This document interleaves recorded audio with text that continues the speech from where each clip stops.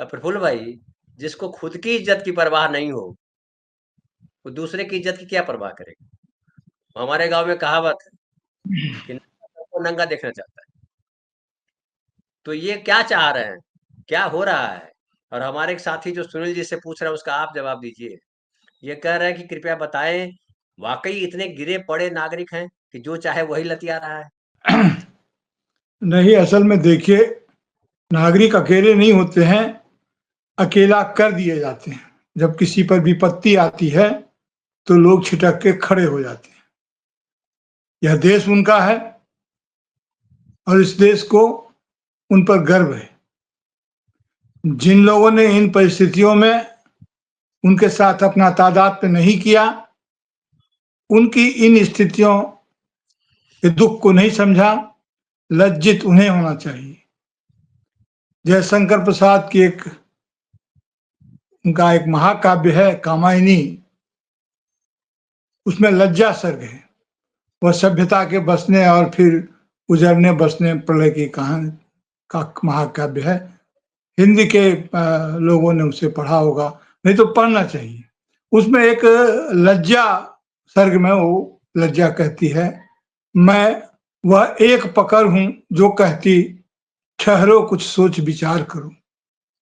ये ठहरना और कुछ सोच विचार करना इनकी प्रवृत्ति में नहीं है। लोक लाज से चलता है यह समाज, जिसको लोक लाज की जरूरत नहीं हो, जो नकली चीजों से खुश होता हो, जो नकली लोकप्रियता के आंकड़ों को खंगाल करके अपने लिए गौरव के क्षण निकालता हो, उनसे क्या उम्मीद की जा सकती है? भारत पाकिस्तान के विभाजन पर हिंदी के उपन्यासकार यशपाल ने एक उपन्यास लिखा था, लखनऊ के ही थे, और उस उपन्यास का नाम था झूठा सच। आपको यह सोचना होगा हमें कि सच का विशेषण झूठ बनकर जब खड़ा होता है, तब वही स्थिति होती है जो आज हमारी है।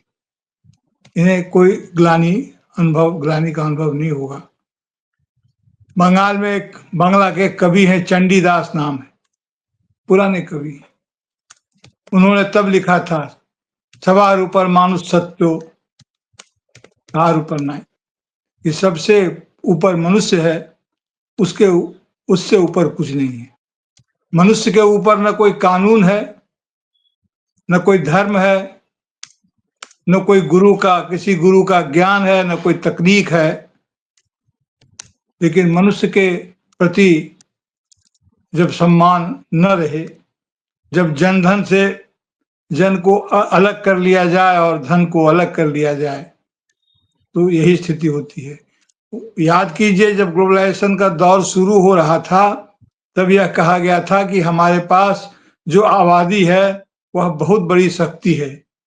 हमारी इस आबादी को ही कुशल बना करके, बेहतर बना करके हम दुनिया में अपनी स्थिति बनाएंगे। इस तरह से जो लोग जाते हैं, वो जो क्या उनका रेमिटेंस वगैरह होता है, पैसा कौड़ी भेजते हैं, उससे भारत की आर्थिकी पर क्या असर पड़ता है, यह तो अर्थशास्त्री लोग बताएंगे कि उनके क्या चैनल होते हैं।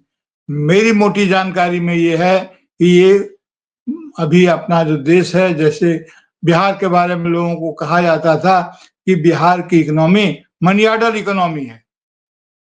तो जो यहाँ से बाहर जो लोग कमाते हैं, वो पैसा गांव में उनके परिवार रहते थे तो मनी ऑर्डर करते थे, तो उससे वहां के दुकान वगैरह में जो खरीद बिक्री होती थी, लोग व्यवसाय करते थे।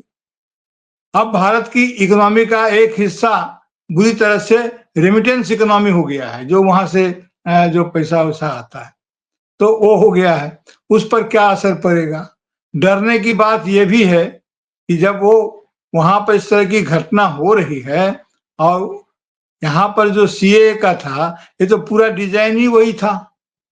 अब इसका सूत्र पकड़ करके ये उस दिशा में नहीं बढ़ जाएंगे। हालांकि राजनीतिक परिस्थिति, घरेलू राजनीतिक परिस्थिति उनके अनुकूल नहीं है, लेकिन हमारे जो घरेलू नेता हैं, हमारे जो समाजवाद के फिनिश्ड प्रोडक्ट्स हैं, जो सत्ता में सहयोगी हैं, उन लोगों को नहीं सोचना चाहिए ये किस तरह से देश चल रहा है। खाली दबाव इस बात के लिए बनाया जाना चाहिए कि आप हमको पैकेज दे दीजिए, स्पेशल दर्जा दे दीजिए।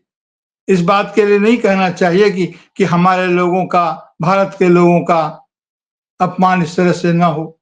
इसके लिए आप क्या कदम उठा रहे हैं? अगर वहाँ के चर्च वगैरह ने भी या वहाँ के अमेरिका के नागरिक समाज ने भी अगर कोई प्रतिक्रिया नहीं दी है, तो ये सीधा-सीधी रंग भेद और नस्ल भेद का मामला है, जिसकी सख्त मनाही है, जिसके लिए पूरा ये हुआ है, विश्व में आंदोलन हुए हैं। ये कौन सी नीति है?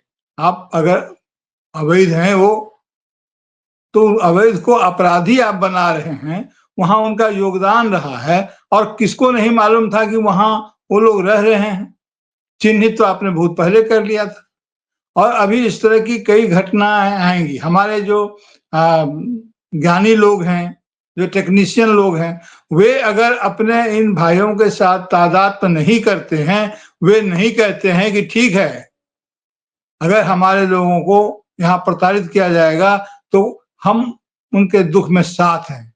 इतनी संवेदना भी अगर वैध रूप से रह रहे हमारे विशेषज्ञ नहीं व्यक्त कर सकते हैं, तो बहुत कठिन स्थिति है। और चाहे वो मागा हो और मीगा हो, हाँ, या डम-डम डिगा-डिगा हो। ये ऐसे देश नहीं चल सकता है।